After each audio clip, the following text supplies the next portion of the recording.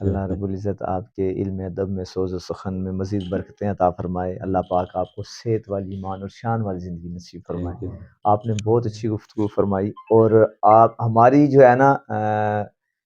الفاظ ہم مرتب کرتے ہیں، اور اس کو گپ شپ کا بھی نام دے سکتے ہیں، کیونکہ اس میں کچھ چیز اونچ نیچ ہو جاتی ہے، لیکن جو آپ کی باتیں ہیں نا وہ گفتگو کے دائرے میں آتی ہیں اور من بیتی ہوتی ہیں، کیونکہ ماشاءاللہ آپ کا ایکسپیرینس ہے، آپ نے اتنا وقت گزارا ہے، آپ نے حالات کے اتراؤ چڑھاؤ سارے دیکھے ہوئے ہیں، اور حضور صلی اللہ علیہ وآلہ وسلم کا فرمان نشان ہے کہ بڑے جتنے بھی ہیں، جن کی بھی عمر ہم سے زیادہ ہو، ان کا زیادہ احترام کیا جائے، اس نیت کے ساتھ کہ ان کی عمر زیادہ ہے اور ان کی نیکیاں زیادہ ہوں گی، اور بچوں سے شفقت سے پیش آئیں۔ بڑوں کو یہ حکم دیا کہ ان کو یہ نظریہ دیا گیا کہ یہ عمر میں کم ہیں تو ان کے گناہ کم ہوں گے، یعنی اتنا بیلنس ہمارے دین نے رکھا ہوا ہے کہ بڑوں کے مقام کو نیکی کی وجہ سے، ان کی عمر زیادہ ہے تو ان کی نیکیاں زیادہ ہوں گی، اور جو عمر میں کم ہے بڑوں کو کہا گیا کہ ان کا ایسے خیال رکھیں کہ جیسے بیکار ہیں وہ لوگ جو ہر کام مشکل سمجھتے ہیں، تو جب ہمت مرنا ہوتی ہے تو مدد خدا ہوتی ہے۔ اور ہمارے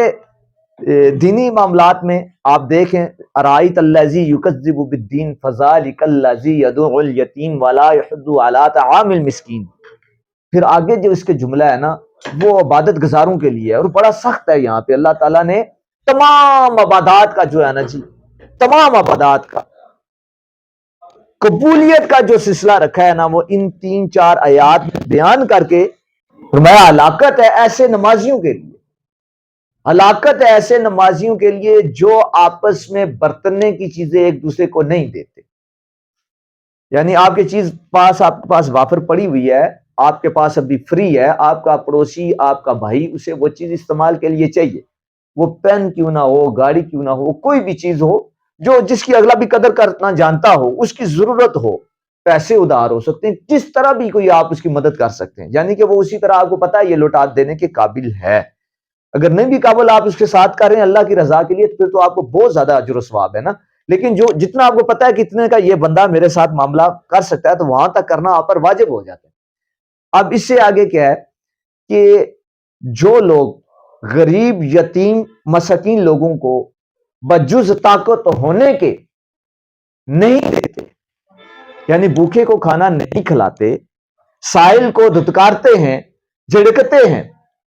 ایک تو دیا کچھ نہیں، الٹا اس کے لیے نازیبا الفاظ استعمال کرتے ہیں، تو اللہ تعالیٰ کہہ رہا ہے کہ فویل للمصلین، ایسے نمازیوں کے لیے بھی ہلاکت ہے، ان کی نمازیں بھی اللہ تعالیٰ ان کے منہ پہ مار دے گا، ان کو اللہ تعالیٰ کو ایسی عبادت نہیں چاہیے۔ درد دل کے واسطے پیدا کیا انسان کو بچانے کا ثواب بھی ملے گا اور آپ کی نماز بھی نہیں ٹوٹے گی، اور آپ جان بوجھ کے نماز میں دائیں بائیں دیکھ لیں تو آپ کی نماز ٹوٹ جاتی ہے۔ اللہ تعالیٰ نے اتنا مکرم رکھا ہے انسان کو، اور آپ صلی اللہ علیہ وآلہ وسلم کی حدیث مبارکہ ہے، آپ نے بیت اللہ شریف کے غلاف کو پکڑ کر کہا، اے کعبہ بے شک تو بڑی حرمت والا ہے، لیکن ایک مرد مومن کی حرمت اللہ کے نزدیک تجھ سے بھی زیادہ ہے، کیونکہ اللہ تعالیٰ کی وہ نشانیاں ہیں، یہ تو اللہ تعالیٰ نے اپنے دست قدرت سے انسان کو بنایا، ید اللہ، اللہ تعالیٰ نے خود حضرت آدم علیہ السلام کا مجسمہ تخلیق فرمایا، اس میں روح پھونکی، تو یہ ہے، یہ کسی کے لیے اس کا ہونا نقصان دہ ہے تو وہ اگر اٹھا کے رکھ دیتا ہے سائڈ پہ تو یہ بھی کامل ایمان کی ایک نشانی ہے۔ یہ ایک چیز جو اللہ تعالیٰ کو اتنی پسند ہے، اور اولین عبادت میں سے جتنی بھی فرضیت ہیں ان کے بعد اگر کوئی چیز بچتی ہے تو اس کا سب سے زیادہ اجر و ثواب ہے وہ کسی بھوکے کو کھانا کھلانا، کسی غریب کے کام آنا، اور آپ کچھ بھی نہیں کر سکتے، کسی کے لیے آپ دل سے دعا کرتے ہیں، اللہ تعالیٰ وہ بھی عبادت میں آپ کا شمار فرماتا ہے۔ اور اللہ کہہ رہا ہے جو ہم نے دیا، رزق نہ، جو رزق ہم نے دیا، ہم تمہیں، ينفقون، وہ آگے تم دو۔ اللہ کبھی نہیں انسان پہ کوئی بوجھ ڈالا پہ آپ کے پاس کچھ نہیں ہے تو آپ دو، اللہ پہلے دینے کے قابل کرتا ہے، اور ہماری یہ اسلام کی ہسٹری ہے، آپ دیکھ لیں صحابہ اکرام رضی اللہ تعالیٰ علیہ اجمعین کا دور، ایک وقت ایسا آ گیا تھا کہ لوگ زکوٰۃ لے کے گھومتے تھے، کوئی زکوٰۃ لینے والا نہیں تھا، کہ یہ مہربانی ہے۔ تو حضور یہ ساری چیزیں بڑے ہمارے ایک عارف اور اللہ کے کامل ولی گزرے ہیں، حق بہو سلطان، سلطان العارفین کا ان کو درجہ دیا گیا۔ تو آپ بے پناہ انسانیت سے محبت کرتے تھے، لوگوں کا درد رکھتے تھے، لنگر کثیر ہوتا تھا آپ کا۔ تو آپ کو اسی طرح لوگوں نے سمجھایا بھئی آپ تو یہ خوراک کے پیچھے لگے ہوئے ہیں، یہ تو واللہ خیر الرازقین، اللہ بہتر رزق دینے والا ہے، آپ زیادہ معاملات تعلیم و تربیت کی طرف کریں۔ حالانکہ ان کے تعلیم و تربیت کے معاملات بہت زیادہ تھے، لیکن اس کے باوجود لنگر کا رکن کی انہوں نے کہا جی ڈیفینیشن بتائیں جی، 5 رکن جی، آپ کلمہ پڑھتے ہیں مسلمان ہوتے ہیں، اس کے بعد نماز پڑھتے ہیں، پھر روزہ، پھر حج، پھر زکوٰۃ۔ اب اس میں سے 4 رکن ایسے ہیں کہ اللہ تعالیٰ نے ان کو بھی اتنی رعایت دی ہے، اتنی رعایت دی ہے کہ اگر ایک رکن پورا کر جائے انسان تو اللہ تعالیٰ اسے دائرہ اسلام میں داخل فرما دیتا ہے۔ یعنی کہ دیکھیں اب حج جو ہے وہ صاحب نصاب پہ ہے، نصاب ہوگا اس کے پاس تو حج اس پہ واجب ہوگا، فرض ہوگا۔ زکوٰۃ صاحب مال ہوگا تو وہ زکوٰۃ دے گا، 2 تو یہاں پورے ہو گئے۔ روزہ آپ کو بیمار ہے، مسکین ہے، مسافر ہے،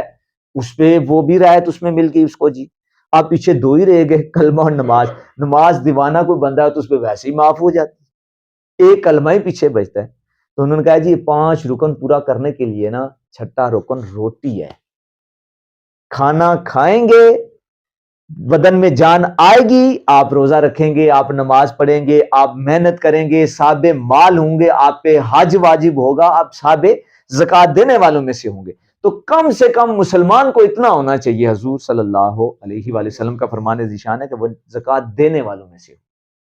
تو اور یہ بھی حدیث مبارک ہے کہ لینے والا ہاتھ دینے والے ہاتھ سے بہت بہتر ہے۔ اللہ تعالیٰ نے ہم سب کو توفیق دی ہوئی ہے، اپنے حصے کا ہم جتنا بھی کر سکتے ہیں ہمیں یہ کام کرنا چاہیے۔ اللہ تعالیٰ سب کے مال و جان میں، کاروبار میں عزت برکت رکھی عطا فرمائے۔ وما علینا الا البلاغ المبین۔ ماشاء اللہ، ماشاء اللہ، کیا